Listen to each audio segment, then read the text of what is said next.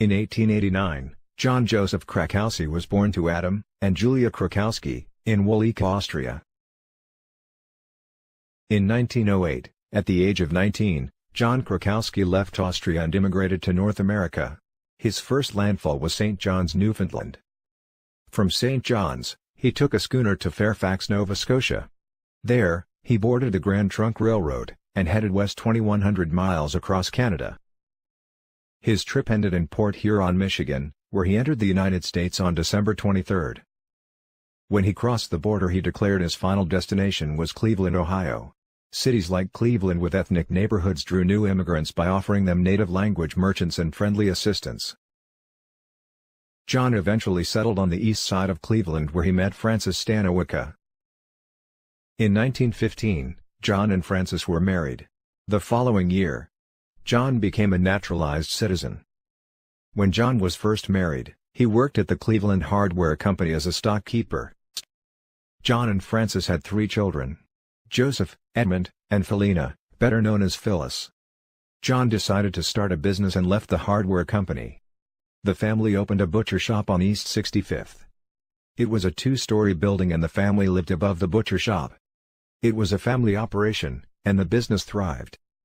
This story is about their son, Edmund, who was known as Edward, Ed, or Shorty. Once out of school, Ed's first job was a clerk for Hermes. Hermes is a manufacturer of air and liquid filters for aircraft and cars. In October 1940, Edward marries Eleanor Kulik. In March of 1941, Ed joins the Army. 8 months later, Pearl Harbor is attacked and the U.S. enters World War II. In December 1942, Ed's older brother Joseph also joins the Army. Joseph had a year of college and enters as a warrant officer. February 19, 1942. Ed Krakowski is transferred to the medical unit at the new Army base in Columbia, South Carolina. The base was used for advanced combat training of B-25 bomber crews. The training was dangerous. The inexperienced crews and night training took its toll. There were 41 plane crashes with many fatalities that occurred at the base. The base medical unit treated the officers and servicemen that were injured. In January 1943, Edward is promoted to first sergeant. Known in Army slang as Top Kick. 1943 is also the year Ed and Eleanor have their first child, Jerome, who is better known as Jerry. Their son Ronald was born the following year. Ed and his medical unit were featured in a newspaper article. Edward was described as cheerful and energetic. His Army career started when he was inducted at Fort Hays. From there he went for basic training at Camp Lee, Virginia. After basic training, he was sent to Hunter Field in Savannah, Georgia before being assigned to the Columbia Army Air Base. Once at Columbia, the newly formed medical department started out as a dispensary in a tent. It took several weeks before a medical officer was assigned to the medical unit. The medical unit responsibilities grew as the war waged on. The men who served with Ed understood the importance of their job, and did their best for the unfortunate who passed through their care. Ed was always trying to improve himself. He took classes in the evenings at the University of South Carolina to improve his personal management skills. Some of the training crashes were in area lakes. Several B-25s have since been recovered and are being preserved for display at the Southern Museum of Flight in Birmingham, Alabama. In the summer of 1945, the Columbia Army base was closed and turned over for civil use as the Columbia Metropolitan Airport. October 1945, Edward is discharged from the Army as Master Sergeant. As a strong family man ready to return to civilian life, he turned down the rank of warrant officer to re-enlist. Ed and Eleanor remained in Columbia.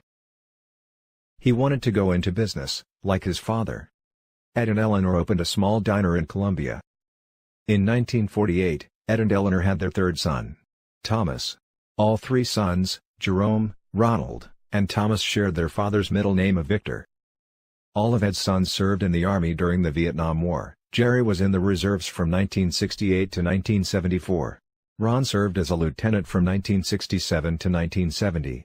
And Tom served from 1967 to 1971. Ed opened a more permanent diner. He thought of calling it Shorty's, but the area already had a Shorty's, so he called it Ed's Drive-Thru.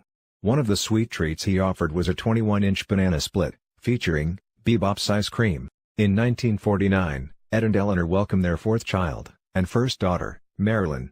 In the early 1950s, The KKK threatened to burn Ed's drive-thru to the ground, unless he served the black customers in back, or not at all.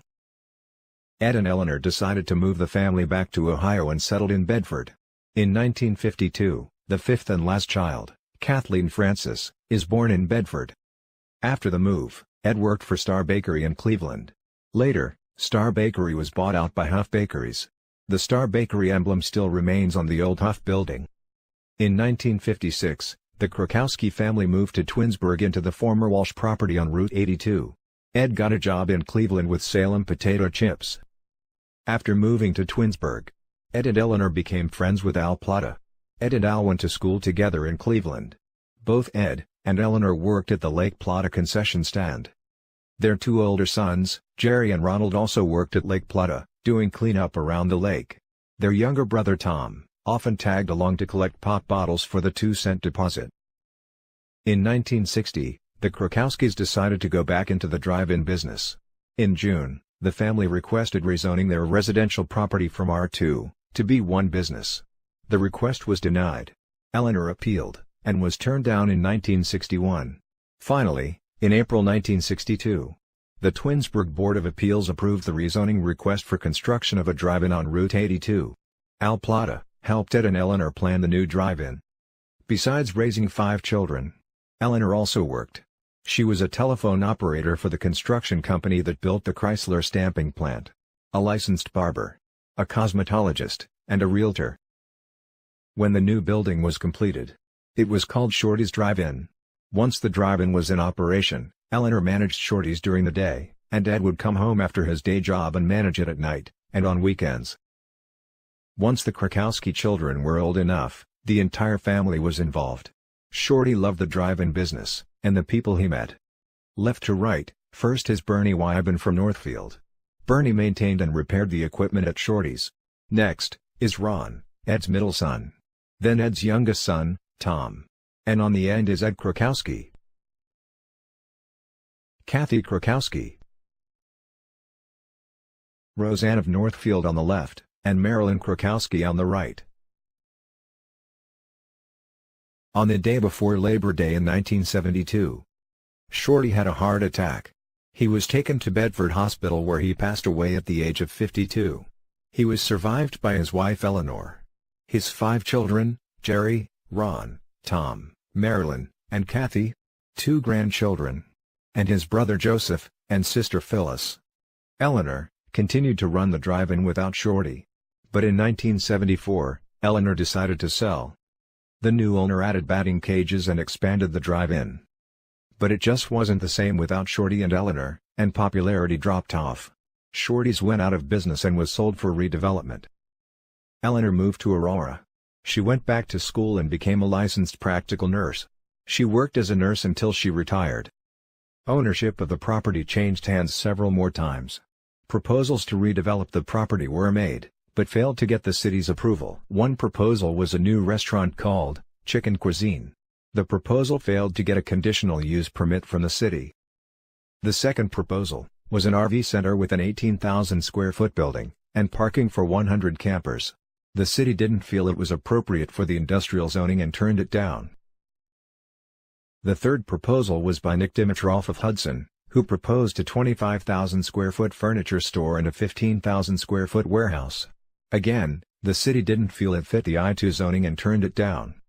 In November 1999, the Ohio EPA issued a permit to the Twinsburg Fire Department to burn the former Krakowski house. The following year, both the house and drive-in properties were merged into the Walter J. Key subdivision. In 2001, the city approved the construction of an office building on the former Krakowski property. The redeveloped property became known as Vantage Point. The first building was built in 2001. In 2012, 2 more office buildings were built. Memories of Shorty's Drive-In, Ed and Eleanor, and the Krakowski family remain long after the drive-in disappeared. Eleanor and Shorty are gone. But their 5 children and grandchildren carry the Krakowski work ethic into the future.